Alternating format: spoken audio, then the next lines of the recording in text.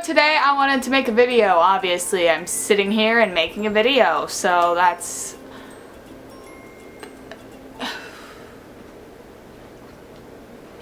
okay. And I wanted to do this video for so long and I never did. I think that I tried to film this once and it didn't turn out funny or humorous or good, but I guess it would have fit right in with my videos.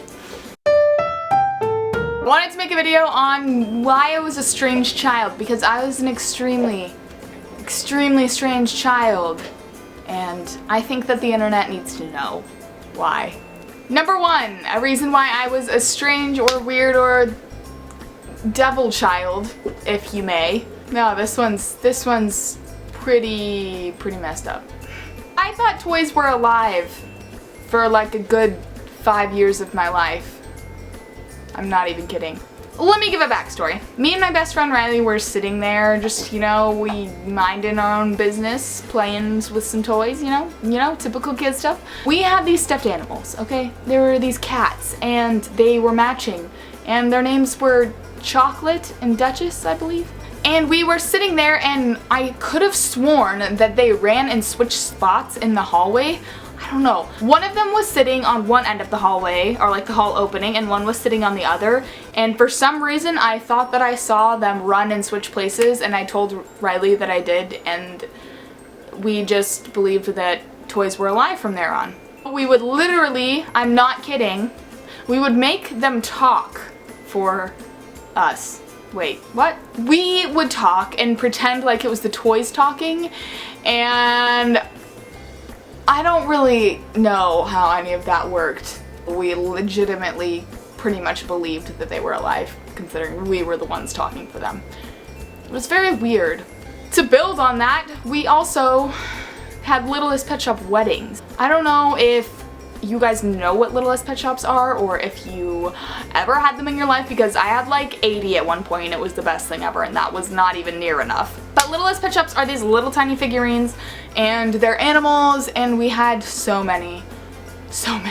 In my backyard, I have kind of like a planter, a really big planter with a lot of plants, and we used to go outside and play with them all the time, and at one point we had a wedding for them, and I'm pretty sure that I took pictures like a wedding photographer and gave one of the little cats a veil made out of tulle. Yeah. We believed in this thing called invisible paint. I don't know, we made it up. To give you an example, if we were at school and we wanted to play with our American Girl dolls, we'd be like, "Oh, Nellie, you got into the invisible paint again," and then we'd pretend like they existed there. I can't really imagine what any of this looked like from an outsider's point of view, because I would be nervous if I saw two kindergarten to first grade to second grade girls playing on the playground with a doll that wasn't there. Moving on. The fourth reason that I want to talk about may have to actually stem from like serious issues, but I'm not going to get into that because I'm not one to diagnose myself, but you'll understand when I talk about it. I had the worst OCD tendencies as a child, and I'm gonna say tendencies so that nobody can attack me, because I'm not saying that I have OCD, but come on, this is like really weird. I had this blanket, just to give you background. Oh, I thought I wasn't recording for a second. I was obsessed with Winnie the Pooh, and I had a blanket and it had Winnie the Pooh on the front, and then on the back had like little characters all over the place, and I had to have that thing perfect whenever it was near me. When I would go to sleep at night, I would make sure that Winnie the Pooh was on top, like face up, perfectly spread out. That probably makes no sense at all, but it happened. Actually, at one point in my life, when I was like really little, like a baby, not like a newborn baby, but probably like one, I was at the store with my parents and I was screaming in the car. My dad had no idea what was wrong with me. I had my blanket in there and I was just like screaming. Just like screaming. It's like so good at telling the story. He like was like, "Bro, what is wrong with this kid?" And my mom, being her mom self with her mom vision, she recognized that the blanket was not perfectly spread out with all four corners inside of the cart and the Pooh Bear laying on top. And as soon as they did that for me, I stopped screaming and was fine. I was actually a really bad child. Like, a really bad child. I remember one time I was throwing a fit because I wanted this one Winnie the Pooh watch and my mom wouldn't get it for me, and this was like in the middle of a department store and I was screaming, or maybe it was Walmart. I have no idea. I was screaming in the middle of a public place because of a watch, and I know that everybody has their tantrums, but this was like a daily occurrence. At one point I just decided that I didn't want to be potty trained anymore either, and I was like 4.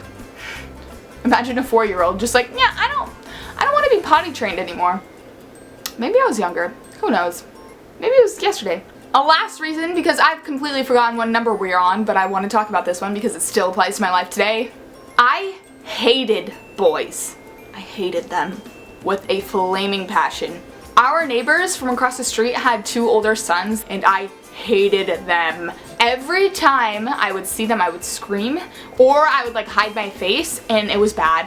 Whenever my sister would bring one of her boyfriends home, I would cry and scream because I hated boys so much. And I mean, like, it makes sense because like I'm kind of still like that, so I guess it's cool. But I think that's gonna be it for this video. If you were a weird kid or anything like that, please comment down in the thing and tell me why, because I like reading comments about things that have to do with like other people in their lives, so I can relate or be entertained. I will talk to you guys later, and I'll see you later. I already said that. Why does my forehead look the size of Mount Everest? I love angles. Cool. Okay, love you. Bye.